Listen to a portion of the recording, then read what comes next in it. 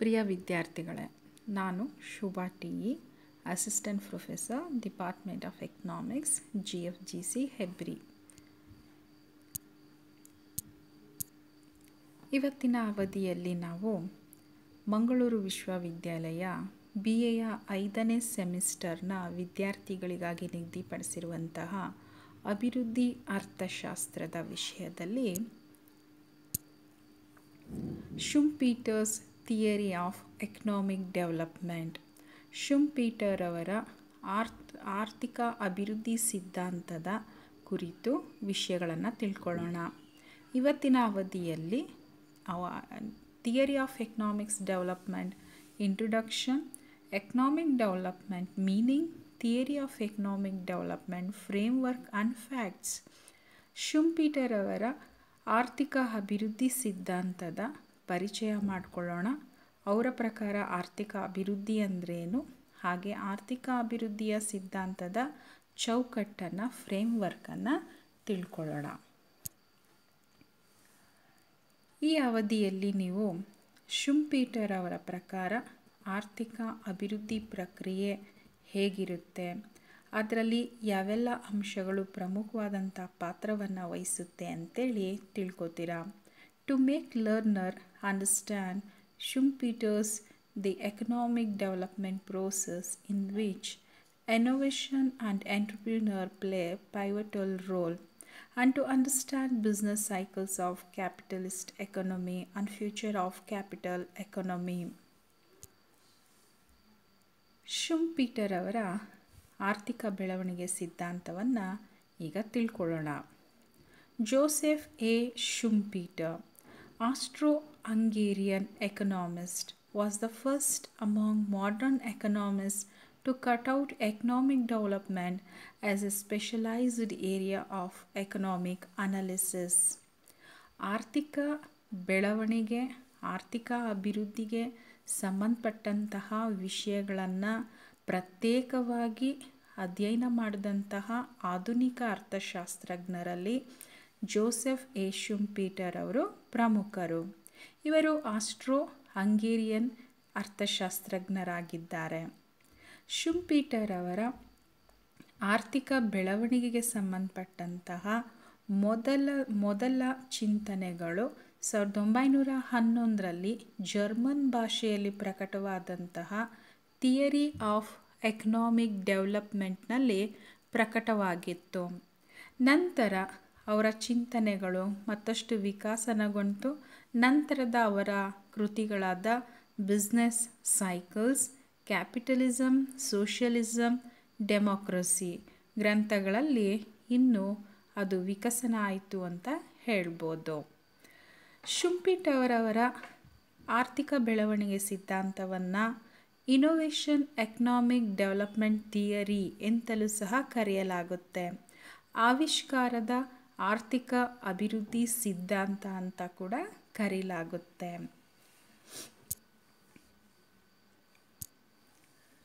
ಶುಂಪೀಟರ್ ಅವರು ಆರ್ಥಿಕ ಬೆಳವಣಿಗೆ ಮತ್ತು ಆರ್ಥಿಕ ಅಭಿವೃದ್ಧಿ ಅನ್ನೋ ಪರಿಕಲ್ಪನೆಗಳ ಬಗ್ಗೆ ಭಾಳ ಸ್ಪಷ್ಟವಾದಂಥ ಅರ್ಥ ವಿವರಣೆಯನ್ನು ನೀಡಿದ್ದಾರೆ ಮತ್ತು ಅವುಗಳ ನಡುವೆ ಸ್ಪಷ್ಟವಾದಂತಹ ವ್ಯತ್ಯಾಸಗಳನ್ನು ಕೂಡ ಗುರುತಿಸಿದ್ದಾರೆ.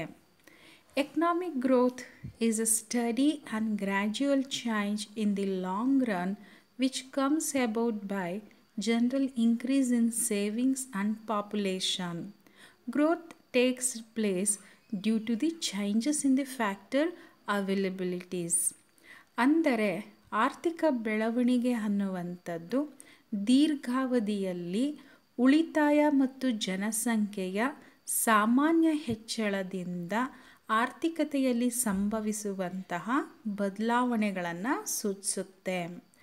ಆರ್ಥಿಕ ಬೆಳವಣಿಗೆ ಆರ್ಥಿಕತೆಯಲ್ಲಿ ಲಭ್ಯವಿರುವಂತಹ ಅಂಶಗಳಲ್ಲಿ ಆಗುವಂತಹ ಬದಲಾವಣೆಗಳಿಂದ ಉಂಟಾಗುತ್ತೆ ಅಂತೇಳಿ ಶುಂಪೀಟರ್ ಅವರು ಹೇಳ್ತಾರೆ. ಶುಂಪೀಟರ್ ಅವರು ಆರ್ಥಿಕ ಬೆಳವಣಿಗೆ ನಿಧಾನವಾಗಿ ಮತ್ತು ಕ್ರಮೇಣವಾಗಿ ಸಂಭವಿಸುತ್ತೆ ಅಂತ ಹೇಳ್ತಾರೆ. Economic growth is a study and gradual change ಅಂತೇಳಿ ಹೇಳ್ತಾರೆ. Economic development is discontinuous and spontaneous change in the stationary state which alters and displaces the previously existing equilibrium state. Economic development takes place due to changes in the technical and social environments. Economic development is not gradual, harmonious, but occurs discontinuous and disharmonious and leaps and spurs. ಆರ್ಥಿಕ ಅಭಿವೃದ್ಧಿ ಅನ್ನುವಂಥದ್ದು ಹವ್ಯಾತವಾಗಿ ಸ್ವಯಂ ಪ್ರೇರಿತವಾಗಿ ಒಂದು ನಿಶ್ಚಲ ಆರ್ಥಿಕ ಸ್ಥಿತಿಯಲ್ಲಿ ಸಂಭವಿಸುತ್ತೆ ಅಂತೇಳಿ ಹೇಳ್ತಾರೆ. ಇದರಿಂದ ಆರ್ಥಿಕ ಬೆಳವಣಿಗೆಯಿಂದ ಆರ್ಥಿಕತೆ ಹಿಂದೆ ಇದ್ದಂತಹ ಸಮತೋಲನದಿಂದ ಹೊಸ ಸಮತೋಲನದೆಡೆಗೆ ಬದಲಾಗುತ್ತೆ. ಈ ಒಂದು ಸಮತೋಲನ ಆರ್ಥಿಕತೆಯಲ್ಲಿ ಶಾಶ್ವತವಾಗಿರುತ್ತೆ. ಎಕನಾಮಿಕ್ ಡೆವಲಪ್ಮೆಂಟ್ ಆರ್ಥಿಕ ಬೆಳವಣಿಗೆ ಕೇವಲ ಆರ್ಥಿಕ ಅಂಶಗಳಿಂದಷ್ಟೇ ಅಲ್ಲ, ತಾಂತ್ರಿಕ ಮತ್ತು ಸಾಮಾಜಿಕ ಅಂಶಗಳಿಂದಲೂ ಕೂಡ ಆರ್ಥಿಕ ಬೆಳವಣಿಗೆ ಉಂಟಾಗುತ್ತೆ ಅಂತೇಳಿ ಶುಂಪೀಟರ್ ಅವರು ಹೇಳ್ತಾರೆ. ಹಾಗಾಗಿ ಆರ್ಥಿಕ ಬೆಳವಣಿಗೆ ಮತ್ತು ಆರ್ಥಿಕ ಅಭಿವೃದ್ಧಿಯ ನಡುವೆ ಶುಂಪೀಟರ್ ಅವರು ಸ್ಪಷ್ಟವಾದಂತಹ ವ್ಯತ್ಯಾಸಗಳನ್ನು ಗುರುತಿಸಿದ್ದಾರೆ. ಶುಂಪೀಟರ್ ಅವರು ತಮ್ಮ ಆರ್ಥಿಕ ಅಭಿವೃದ್ಧಿ ಸಿದ್ಧಾಂತದಲ್ಲಿ ಜನಪ್ರಿಯಗೊಳಿಸಿದಂತಹ ಇನ್ನೊಂದು ಪ್ರಮುಖವಾದಂತಹ ಪರಿಕಲ್ಪನೆ ಅಂದರೆ ಕ್ರಿಯೇಟಿವ್ ಡಿಸ್ಟ್ರಕ್ಷನ್, ಸೃಜನಾತ್ಮಕ ವಿನಾಶ ಅಂತೇಳಿ ಹೇಳ್ತಾರೆ. Creative destruction is a process of development that continuously alters the economic structures by destroying the old and creating new. ಅಂದರೆ ಆರ್ಥಿಕ ಅಭಿವೃದ್ಧಿ ಪ್ರಕ್ರಿಯೆ ಆರ್ಥಿಕ ರಚನೆಯಲ್ಲಿ ಬದಲಾವಣೆಗಳನ್ನು ತಗೊಂಬರ್ತಾ ಇರುತ್ತೆ. ಹಳೆಯ ಆರ್ಥಿಕ ರಚನೆಗಳನ್ನು ಬದಲಾಯಿಸಿ ಹೊಸ ರಚನೆಗಳು ರಚನೆ ಆಗುವಂತೆ ಮಾಡುತ್ತೆ. ಹಾಗಾಗಿ ಕ್ರಿಯೇಟಿವ್ ಡಿಸ್ಟ್ರಕ್ಷನ್ ಅಂದರೆ ಹಳೆಯ ರಚನೆಯ ಬದಲಾಗಿ ಹೊಸ ರಚನೆಗಳು ಆರ್ಥಿಕ ವ್ಯವಸ್ಥೆಯಲ್ಲಿ ಕಂಡುಬರುವಂಥದ್ದು ಅಂತೇಳಿ ತಿಳ್ಕೊಬಹುದಾಗಿರುತ್ತೆ. ಹಾಗಾಗಿ ಪ್ರತಿಯೊಂದು ವ್ಯವಸ್ಥೆ ತನ್ನ ವಿನಾಶದ ಬೀಜಗಳನ್ನು ತನ್ನ ಒಡಲಿನಲ್ಲಿ ಇರಿಸ್ಕೊಂಡಿರುತ್ತೆ ಅಂತೇಳಿ ಶುಂಪೀಟರ್ ಅವರು ಅಭಿಪ್ರಾಯ ಪಡ್ತಾರೆ. ಹಾಗಾಗಿ ಬಂಡವಾಳಶಾಹಿ ಆರ್ಥಿಕತೆ ಕೂಡ ಅಷ್ಟೇ ಅದರ ಒಂದು ವಿನಾಶದ ಬೀಜಗಳನ್ನು ತನ್ನಲ್ಲಿಯೇ ಹುದುಗಿಸ್ಕೊಂಡಿರುತ್ತೆ ಅಂತೇಳಿ ಅಭಿಪ್ರಾಯ ಪಡ್ತಾರೆ. ಶುಂಪೀಟರ್ ಅವರ ಆರ್ಥಿಕ ಬೆಳವಣಿಗೆ ಸಿದ್ಧಾಂತದ ಇನ್ನೊಂದು ಪ್ರಮುಖವಾದಂತಹ ಉದ್ದೇಶ ಏನು ಅಂತಂದರೆ to establish social economy from capitalist economy. This socialism economy is rationalized version of capitalism. Schumpeter ಅವರ ಆರ್ಥಿಕ ಬೆಳವಣಿಗೆ ಸಿದ್ಧಾಂತದ ಮುಖ್ಯ ಉದ್ದೇಶ ಒಂದು ಸಮಾಜವಾದದ ಆರ್ಥಿಕತೆಯನ್ನು ಸ್ಥಾಪಿಸೋದು. ಸಮಾಜವಾದಿ ಆರ್ಥಿಕತೆ ಬಂಡವಾಳಶಾಹಿ ಆರ್ಥಿಕತೆಯ ವಿನಾಶದ ನಂತರ ಉಂಟಾಗುತ್ತೆ ಅಂತೇಳಿ ಹೇಳ್ತಾರೆ. ಈ ಒಂದು ಸಮಾಜವಾದದ ಆರ್ಥಿಕತೆ ಏನಿದೆ ಅದು ಬಂಡವಾಳಶಾಹಿ ಆರ್ಥಿಕತೆಯ ಒಂದು ಸುಧಾರಿತ ರೂಪವಾಗಿರುತ್ತೆ ಅಂತೇಳಿ ಶುಂಪೀಟರ್ ಅವರು ಪ್ರತಿಪಾದಿಸ್ತಾರೆ. ಶುಂಪೀಟರ್ ಅವರು ಆರ್ಥಿಕ ಅಭಿವೃದ್ಧಿಯಲ್ಲಿ ಆವಿಷ್ಕಾರಕಗಳು, ಉದ್ಯಮದಾರರು, ಸಾಮಾಜಿಕ ಸಂಸ್ಥೆಗಳು, ಬ್ಯಾಂಕಿನ ಸಾಲದ ಸೃಷ್ಟಿಯ ಹಣ ಹಾಗೆ ವ್ಯಾಪಾರದ ಚಕ್ರಗಳು ಪ್ರಮುಖವಾದಂತಹ ಪಾತ್ರ ವಹಿಸುತ್ತೆ ಅಂತೇಳಿ ಹೇಳ್ತಾರೆ. ಶುಂಪೀಟರ್ ಅವರು ತಮ್ಮ ಆರ್ಥಿಕ ಅಭಿವೃದ್ಧಿಯ ಚಿಂತನೆಯ ಜೊತೆಯಲ್ಲಿ ಆರ್ಥಿಕ ವ್ಯವಸ್ಥೆಯಲ್ಲಿ ಕಂಡುಬರುವಂತಹ ಏರಿಳಿತಗಳನ್ನು ವ್ಯಾಪಾರ ಚಕ್ರಗಳ ಮುಖಾಂತರ ಅಭ್ಯಸಿಸಿ ಆರ್ಥಿಕ ಅಭಿವೃದ್ಧಿಯ ಜೊತೆಗೆ ಅದನ್ನು ಸಂಯೋಜಿಸಿರೋದು ಈ ಸಿದ್ಧಾಂತದ ಒಂದು ವಿಶೇಷತೆ ಅಂತಲೇ ಪರಿಗಣಿಸಬಹುದು. ಶುಂಪೀಟರ್ ಅವರ ಆರ್ಥಿಕ ಅಭಿವೃದ್ಧಿ ಸಿದ್ಧಾಂತ ಏನಿದೆ ಅದು ಒಂದು 4 ಚೌಕಟ್ಟುಗಳನ್ನು ಹೊಂದಿದೆ. Schumpeter's economic development process consists of 4 important stages. Those are circular flow, breaking circular flow with innovations, cyclical process, that means business cycles, and last one, end of capitalism. ಶುಂಪಿಟರ್ ಅವರ ಆರ್ಥಿಕ ಅಭಿವೃದ್ಧಿ ಸಿದ್ಧಾಂತ 4 ಪ್ರಮುಖ ಹಂತಗಳನ್ನು ಒಳಗೊಂಡಿದೆ. ಆ ಹಂತಗಳು ಯಾವುದ್ಯಾವುದು ಅಂತಂದರೆ, 1 ವೃತ್ತಾಕಾರದ ಚಲನೆ, 2 ಆವಿಷ್ಕಾರಕಗಳ ಮೂಲಕ ವೃತ್ತಾಕಾರದ ಚಲನೆಯನ್ನು ಮುರಿಯುವುದು, 3ನೇದು ವ್ಯಾಪಾರ ಚಕ್ರಗಳ ಪ್ರಕ್ರಿಯೆ, 4ನೇದಾಗಿ ಬಂಡವಾಳಶಾಹಿಯ ಅವನತಿ ಅಥವಾ ಅಂತ್ಯ ಅಂತೇಳಿ ಹೇಳ್ಬೋದು. ಈ 4 ಹಂತಗಳಲ್ಲಿ ಒಂದು ಬಂಡವಾಳಶಾಹಿ ಆರ್ಥಿಕತೆ ಯಾವ ರೀತಿ ಬೆಳವಣಿಗೆಯನ್ನು ಹೊಂದುತ್ತೆ, ನಂತರ ಅದು ಸಮಾಜವಾದಕ್ಕೆ ಯಾವ ರೀತಿಯಲ್ಲಿ ದಾರಿ ಮಾಡಿಕೊಡುತ್ತೆ ಅನ್ನೋದನ್ನು ಶುಂಪಿಟರ್ ಅವರು ತಮ್ಮ ಆರ್ಥಿಕ ಬೆಳವಣಿಗೆ ಸಿದ್ಧಾಂತದಲ್ಲಿ ವಿವರಿಸಿದ್ದಾರೆ ಅಂತ ಹೇಳ್ಬೋದು. ಈಗ ಒಂದೊಂದೇ ಹಂತವನ್ನು ಪರಿಚಯ ಮಾಡಿಕೊಳ್ಳೋಣ. ಮೊದಲನೇ ಹಂತ ಸರ್ಕ್ಯುಲರ್ ಫ್ಲೋ, ವೃತ್ತಾಕಾರದ ಚಲನೆ. ಶುಂಪಿಟರ್ starts his analysis of development process with the concept of circular flow. It resembles with classical economics stationary state. ಶುಂಪಿಟರ್ ಅವರ ಆರ್ಥಿಕ ಅಭಿವೃದ್ಧಿ ಸಿದ್ಧಾಂತ ವೃತ್ತಾಕಾರದ ಚಲನೆ ಅನ್ನುವಂಥ ಒಂದು ಪರಿಕಲ್ಪನೆಯ ಜೊತೆ ಪ್ರಾರಂಭ ಆಗುತ್ತೆ ಅಂತಲೇ ಹೇಳ್ಬೋದು. ಈ ವೃತ್ತಾಕಾರದ ಚಲನೆಯನ್ನು ಅಧ್ಯಯನ ಮಾಡಿದಾಗ, ಅದರ ಗುಣಲಕ್ಷಣಗಳನ್ನು ತಿಳ್ಕೊಂಡಾಗ, ಸಂಪ್ರದಾಯ ಪಂಥದ ಅರ್ಥಶಾಸ್ತ್ರಜ್ಞರು ಪ್ರತಿಪಾದಿಸಿದಂತಹ ನಿಶ್ಚಲ ಆರ್ಥಿಕ ಸ್ಥಿತಿಯನ್ನು ಅದು ಸ್ವಾಮೀಕರಿಸುತ್ತೆ ಅಂತ ಹೇಳ್ಬೋದು. ವೃತ್ತಾಕಾರದ ಚಲನೆಯ ಅಧ್ಯಯನದಿಂದ ಸಂಪ್ರದಾಯ ಪಂಥೀಯರು ಎಲ್ಲಿ ಆರ್ಥಿಕ ಅಭಿವೃದ್ಧಿಯನ್ನು ಕೊನೆಗಳಿಸಿದ್ರಲ್ಲ ನಿಶ್ಚಲ ಆರ್ಥಿಕ ಸ್ಥಿತಿಯಲ್ಲಿ, ಆ ಸ್ಥಿತಿಯಿಂದ ಆರ್ಥಿಕ ಅಭಿವೃದ್ಧಿ ಪ್ರಕ್ರಿಯೆಯನ್ನು ಶುಂಪಿಟರ್ ಅವರು ಪ್ರಾರಂಭಿಸಿದ್ದಾರೆ ಅಂತಲೇ ಹೇಳ್ಬೋದು. ಈ ಒಂದು ನಿಶ್ಚಲವಾದಂತಹ ಆರ್ಥಿಕ ಸ್ಥಿತಿ, ವೃತ್ತಾಕಾರದ ಚಲನೆ ಏನಿದೆ, ಆ ಚಲನೆಯಲ್ಲಿ ಪ್ರಮುಖ ಅಂಶಗಳನ್ನು ಶುಂಪಿಟರ್ ಅವರು ಈ ರೀತಿ ಹೇಳ್ತಾರೆ. In this economic state no profits, no interest rates, no savings, no investment, no involuntary unemployment.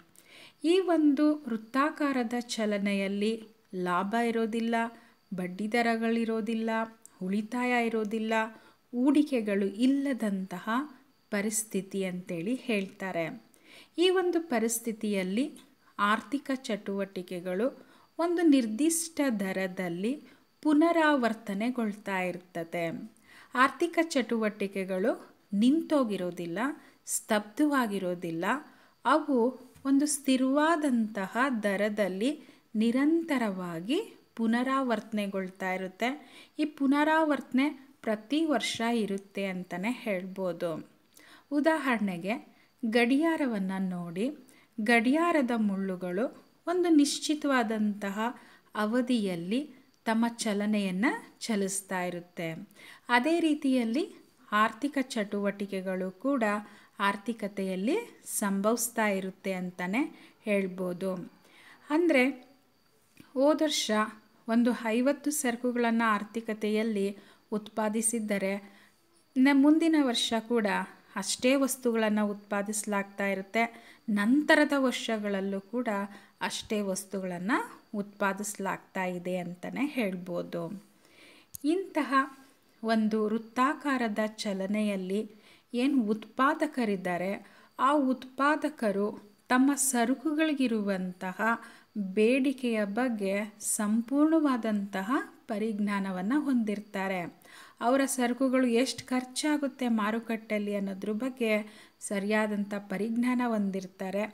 ಅಷ್ಟೇ ಸರಕುಗಳನ್ನು ಅವರು ಪೂರೈಕೆ ಮಾಡ್ತಾರೆ. ಹಾಗಾಗಿ ಬೇಡಿಕೆ ಮತ್ತು ಪೂರೈಕೆ ಇಲ್ಲಿ ಸಮವಾಗಿರುತ್ತೆ ಅಂತ ಹೇಳ್ಬೋದು. ಈ ಒಂದು ಹಂತದಲ್ಲಿ ಯಾವುದೇ ಸಂಪನ್ಮೂಲಗಳು ಅಪವ್ಯಯ ಆಗೋದಿಲ್ಲ. The firms working in a system or in a state of competitive equilibrium under the stationary equilibrium, the prices are equal to the average cost. ಪ್ರತಿ ಉದ್ಯಮದ ಆದಾಯ ವೆಚ್ಚಕ್ಕೆ ಸಮ ಆಗಿರುತ್ತೆ. ಹಾಗಾಗಿ ಈ ಒಂದು ವೃತ್ತಾಕಾರದ ಚಲನೆಯಲ್ಲಿ ಯಾವುದೇ ಆದಂತಹ ಲಾಭದ ಪ್ರೇರಣೆಗಳಿರೋದಿಲ್ಲ. ಲಾಭದ ಪ್ರೇರಣೆಗಳಿಲ್ಲದೆ ಹೂಡಿಕೆ ಆಗಿರೋದಿಲ್ಲ. ಹೂಡಿಕೆಗಳಿಲ್ಲದೆ ಹೊಸ ಉತ್ಪಾದನೆ, ಹೊಸ ಉದ್ಯೋಗಗಳ ರಚನೆ ಸಾಧ್ಯ ಇರೋದಿಲ್ಲ ಅಂತಲೇ ಹೇಳ್ಬೋದು. ಇಂತಹ ಒಂದು ಆರ್ಥಿಕ ಪರಿಸ್ಥಿತಿಯನ್ನು ವೃತ್ತಾಕಾರದ ಚಲನೆಯಲ್ಲಿ ಶುಂಪೀಟರ್ ಅವರು ಚಿತ್ರಿಸಿದ್ದಾರೆ. ಎರಡನೇ ಹಂತದಲ್ಲಿ ಇಂತಹ ವೃತ್ತಾಕಾರದಲ್ಲಿ ಚಲಿಸ್ತಿರುವಂತಹ, ಅಂದರೆ ಯಾವುದೇ ಸ್ಥಿತ್ಯಂತರಗಳಿಲ್ಲದೆ ಸ್ಥಿರವಾಗಿ ನಿರಂತರವಾಗಿ ನಡೀತಿರುವಂತಹ ಆರ್ಥಿಕ ಚಟುವಟಿಕೆಗಳಲ್ಲಿ ಬದಲಾವಣೆಗಳನ್ನು ತಗೊಂಬಂದಾಗ ಆರ್ಥಿಕ ಅಭಿವೃದ್ಧಿ ಸಂಭವಿಸುತ್ತೆ ಅಂತೇಳಿ ಶುಂಪೀಟರ್ ಅವರು ಹೇಳ್ತಾರೆ. To make economy dynamic and consistent with development, changes must take place in circular flow. Changes can be brought through innovations by entrepreneur. ಉದ್ಯಮದಾರ ಆವಿಷ್ಕಾರಗಳನ್ನು ಪರಿಚಯ ಮಾಡಿಕೊಡುವ ಮೂಲಕ, ಆವಿಷ್ಕಾರಗಳನ್ನು ಅನುಷ್ಠಾನ ಮಾಡುವ ಮೂಲಕ ವೃತ್ತಾಕಾರದ ಚಲನೆಯನ್ನು ಮುರಿಯೋದಕ್ಕೆ ಸಾಧ್ಯ ಆಗುತ್ತೆ. ವೃತ್ತಾಕಾರದ ಚಲನೆಗಳು ಯಾವುದ್ರ ಮೂಲಕ ಮುರಿಯಲ್ಪಡುತ್ತೆ ಅಂತಂದರೆ ಆವಿಷ್ಕಾರಕಗಳ ಮುಖಾಂತರ. ಈ ಆವಿಷ್ಕಾರಕಗಳನ್ನು ತಗೊಂಬರೋರು ಯಾರು ಅಂದರೆ ಉದ್ಯಮದಾರರು, ಆವಿಷ್ಕಾರಕರು ಅಂತಲೇ ಹೇಳ್ಬೋದು. ಹಾಗಾದರೆ ಆವಿಷ್ಕಾರ ಅಂದರೆ ಏನು? ಆವಿಷ್ಕಾರ ಅಂತಂದರೆ ಅಸ್ತಿತ್ವದಲ್ಲಿರುವಂತಹ ಉತ್ಪಾದನಾ ವ್ಯವಸ್ಥೆಯಲ್ಲಿ ಬದಲಾವಣೆಗಳನ್ನು ತಗೊಂಬರೋದು. ಅಸ್ತಿತ್ವದಲ್ಲಿರುವಂತಹ ಉತ್ಪಾದನಾ ವ್ಯವಸ್ಥೆಯಲ್ಲಿ ಸುಧಾರಣೆಗಳನ್ನು ತಗೊಂಬರುವಂಥದ್ದೇ ಈ ಆವಿಷ್ಕಾರಗಳು ಅಂತೇಳಿ ಕರೀತಾರೆ. Innovation may be defined as A change in existing production system. ಹಾಗಾಗಿ ಉತ್ಪಾದನೆಯಲ್ಲಿ ಹೊಸತನವನ್ನು ತಗೊಂಬರೋದನ್ನೇ ಆವಿಷ್ಕಾರ, ಇನೋವೇಷನ್ ಅಂತೇಳಿ ಶುಂಪೀಟರ್ ಅವರು ಹೇಳ್ತಾರೆ. ಆವಿಷ್ಕಾರಗಳು ಅನುಷ್ಠಾನಗೊಂಡಾಗ ಉದ್ಯಮಕ್ಕೆ ಲಾಭ ಬರುತ್ತೆ, ಜೊತೆಯಲ್ಲಿ ಉತ್ಪಾದನಾ ವೆಚ್ಚಗಳನ್ನು ನಿಯಂತ್ರಿಸೋದಕ್ಕೆ ಸಾಧ್ಯ ಆಗುತ್ತೆ. ಆರ್ಥಿಕತೆಯಲ್ಲಿ ಆವಿಷ್ಕಾರಕರು, ಉದ್ಯಮದಾರರು ಆವಿಷ್ಕಾರಕಗಳನ್ನು ಪರಿಚಯ ಮಾಡಿ ಅನುಷ್ಠಾನಗೊಳಿಸಿದಾಗ ಉತ್ಪಾದನೆಯಲ್ಲಿ ಬದಲಾವಣೆ ಆಗುತ್ತೆ, ಉತ್ಪಾದನೆಯಲ್ಲಿ ಏರಿಕೆ ಆಗುತ್ತೆ. ಉತ್ಪಾದನೆಯಲ್ಲಿ ಏರಿಕೆಯಾದಾಗ ಸರಕುಗಳು, ಆ ಉದ್ಯಮ ಲಾಭವನ್ನು ಗಳಿಸೋದಕ್ಕೆ ಪ್ರಾರಂಭಿಸುತ್ತೆ. ಆ ಉದ್ಯಮ ಲಾಭ ಗಳಿಸಿದಾಗ ಅನೇಕ ಉದ್ಯಮಗಳು ಅವನ್ನು ಹಿಂಬಾಲಿಸುತ್ತೆ ಅಂತಲೇ ಹೇಳ್ಬೋದು. ನಂತರ ಬ್ಯಾಂಕಿಂಗ್ ವಲಯ ತನ್ನ ಸಾಲ ಸೃಷ್ಟಿಯ ಮೂಲಕ ಆರ್ಥಿಕ ಚಟುವಟಿಕೆಗಳು ಇನ್ನೂ ವಿಸ್ತರಣೆಗೊಳ್ಳೋದಕ್ಕೆ ಪ್ರೇರಕ ಶಕ್ತಿಯಾಗಿ ಕೆಲಸ ಮಾಡುತ್ತೆ ಅಂತೇಳಿ ಶುಂಪೀಟರ್ ಅವರು ಹೇಳ್ತಾರೆ. ಹಾಗಾಗಿ ಬ್ಯಾಂಕುಗಳು ಆವಿಷ್ಕಾರಗಳಿಗೆ ಹಣವನ್ನು ಒದಗಿಸುವ ಮೂಲಕ, ಮುಂದಿನ ಉದ್ಯಮದಾರರಿಗೆ ಹಣವನ್ನು ಒದಗಿಸುವ ಮೂಲಕ ಆರ್ಥಿಕ ಚಟುವಟಿಕೆಗಳು ಹೆಚ್ಚಾಗುವಂತೆ ಆರ್ಥಿಕತೆಯಲ್ಲಿ ನೋಡಿಕೊಳ್ಳುತ್ತೆ ಅಂತಲೇ ಹೇಳ್ತಾರೆ. ಶುಂಪೀಟರ್ ಅವರ ಆರ್ಥಿಕ ಅಭಿವೃದ್ಧಿ ಸಿದ್ಧಾಂತದ ಒಂದು ಮೂರನೇ ಹಂತ ಅಂತಂದರೆ ಸೈಕ್ಲಿಕಲ್ ಪ್ರೋಸೆಸ್, ವ್ಯಾಪಾರ ಚಕ್ರಗಳ ಪ್ರಕ್ರಿಯೆ ಅಂತ ಹೇಳ್ಬೋದು. ಅಂದರೆ ಆರ್ಥಿಕ ಚಟುವಟಿಕೆಗಳಲ್ಲಿ ಏರಿಳಿತಗಳು ಸಂಭವಿಸುತ್ತೆ. Fluctuations happens in the economic activities. ಬ್ಯಾಂಕುಗಳು ಹಣವನ್ನು ಆರ್ಥಿಕತೆಯಲ್ಲಿ ಹರಿಸಿದಾಗ, ಸಾಲದ ಸೃಷ್ಟಿಯ ಮೂಲಕ ಹಣವನ್ನು ಹರಿಸಿದಾಗ ಆರ್ಥಿಕತೆಯಲ್ಲಿ ಆರ್ಥಿಕ ಚಟುವಟಿಕೆಗಳು ಗರಿಗೆದರುತ್ತೆ. ಹಾಗಾಗಿ ಆರ್ಥಿಕತೆಗೆ ಹೊಸ ಉದ್ಯಮಗಳು ಪ್ರವೇಶ ಮಾಡುತ್ತೆ. ಹೊಸ ಉದ್ಯಮಗಳು ಪ್ರವೇಶ ಮಾಡಿದಾಗ ಉತ್ಪಾದನಾ ಮಟ್ಟ ಹೆಚ್ಚಾಗುತ್ತೆ. ಉತ್ಪಾದನಾ ಮಟ್ಟ ಹೆಚ್ಚಾಗುವುದರ ಜೊತೆಯಲ್ಲಿ ಉದ್ಯೋಗಗಳು ಕೂಡ ಹೆಚ್ಚಾಗುತ್ತೆ. ಉದ್ಯೋಗಗಳಿಂದ ಜನರಿಗೆ ಆದಾಯ ದೊರೆಯುತ್ತೆ. ಆ ಆದಾಯವನ್ನು ಬಳಸ್ಕೊಂಡು ಜನರು ಬೇಡಿಕೆಯನ್ನು ಹೆಚ್ಚಿಸ್ತಾರೆ.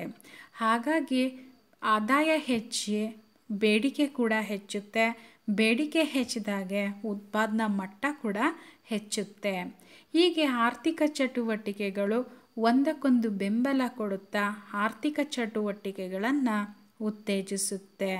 ಇಂತಹ ಅವಧಿಯಲ್ಲಿ ಆರ್ಥಿಕ ಚಟುವಟಿಕೆಗಳು ತಮ್ಮ ಗರಿಷ್ಠ ಮಟ್ಟದಲ್ಲಿ ಇರುತ್ತೆ. ಈ ಒಂದು ಅವಧಿಯನ್ನು ಶುಂಪೀಟರ್ ಅವರು ಉತ್ಕರ್ಷ, ಬೂಮ್, ಪ್ರಾಸ್ಪ್ಯಾರಿಟಿ ಪೀರಿಯಡ್, ಸಮೃದ್ಧತೆಯ ಒಂದು ಅವಧಿ ಅಂತೇಳಿ ಕರೀತಾರೆ.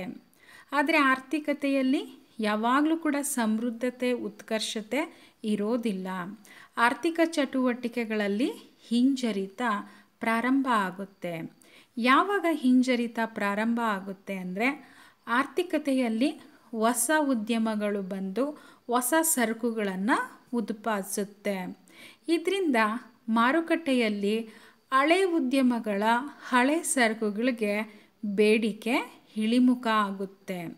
ಆಗ ಹಳೆ ಉದ್ಯಮಗಳು ತಮ್ಮ ಸಂಗ್ರಹದಲ್ಲಿರುವಂತಹ ಸರಕುಗಳನ್ನು ಖಾಲಿ ಮಾಡ್ಕೊಳ್ಳೋದಕ್ಕೋಸ್ಕರ ಕಡಿಮೆ ಬೆಲೆಗೆ ತಮ್ಮ ಸರಕುಗಳನ್ನು ಮಾರಾಟ ಮಾಡೋದಕ್ಕೆ ಮುಂದೆ ಬರ್ತಾರೆ. ಆಗ ಸರಕುಗಳ ಬೆಲೆ ಇಳಿಮುಖ ಆಗುತ್ತೆ. ಆರ್ಥಿಕತೆಯಲ್ಲಿ ಪೈಪೋಟಿ ಹೆಚ್ಚುತ್ತೆ. ಹಳೆ ಉದ್ಯಮಗಳ ಸರಕುಗಳು ಮಾರುಕಟ್ಟೆಯಲ್ಲಿ ಖಾಲಿ ಆಗದಲೇ ಹಾಗೆ ಉಳಿಯೋದ್ರಿಂದ ಅವು ಹೆಚ್ಚಿನ ಹೂಡಿಕೆಯನ್ನು ಮಾಡುವುದಿಲ್ಲ. ಆರ್ಥಿಕತೆಯಲ್ಲಿ ಹೆಚ್ಚು ಹೂಡಿಕೆ ಆಗೋದಿಲ್ಲ. ಹಾಗಾಗಿ ಆರ್ಥಿಕತೆಯಲ್ಲಿ ಸಮಗ್ರ ಹೂಡಿಕೆ ಕಡಿಮೆ ಆಗುತ್ತೆ. ಯಾವಾಗ ಸಮಗ್ರ ಹೂಡಿಕೆ ಕಡಿಮೆ ಆಗುತ್ತೋ ಜನರನ್ನು ಉದ್ಯೋಗಗಳಿಗೆ ನೇಮಿಸಿಕೊಳ್ಳುವಂಥ ಅವಕಾಶಗಳನ್ನು ಕಡಿತಗೊಳಿಸಲಾಗುತ್ತೆ. ಇದರಿಂದ ಆರ್ಥಿಕತೆಯಲ್ಲಿ ನಿರುದ್ಯೋಗ ಅನ್ನುವಂಥದ್ದು ಹೆಚ್ಚಾಗುತ್ತೆ. ನಿರುದ್ಯೋಗ ಹೆಚ್ಚಾಗೋದ್ರಿಂದ ಜನರ ಬಳಿ ಆದಾಯ ಇರೋದಿಲ್ಲ. ಅವರ ಬಳಿ ಆದಾಯ ಇಲ್ಲದಿರೋದ್ರಿಂದ ಬೇಡಿಕೆಯನ್ನು ಸೃಷ್ಟಿ ಮಾಡೋದಕ್ಕೆ ಸಾಧ್ಯ ಆಗಲ್ಲ. ಹಾಗಾಗಿ ಆರ್ಥಿಕತೆಯಲ್ಲಿ ಸಮಗ್ರ ಬೇಡಿಕೆ ಕುಸಿಯುತ್ತೆ.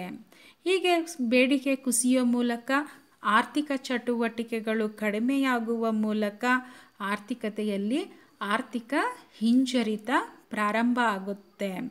ಹೀಗೆ ಆರ್ಥಿಕ ಹಿಂಜರಿತದ ನಂತರ ಮತ್ತೆ ಇನ್ನೊಬ್ಬ ಉದ್ಯಮದಾರ ಇನ್ನೊಂದು ಆವಿಷ್ಕಾರಕವನ್ನು ಪರಿಚಯಿಸ್ತಾನೆ.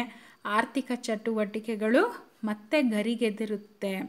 ನಂತರ ಹಿಂದೆಯೇ ಹಿಂಜರಿತ ಪ್ರಾರಂಭ ಆಗುತ್ತೆ.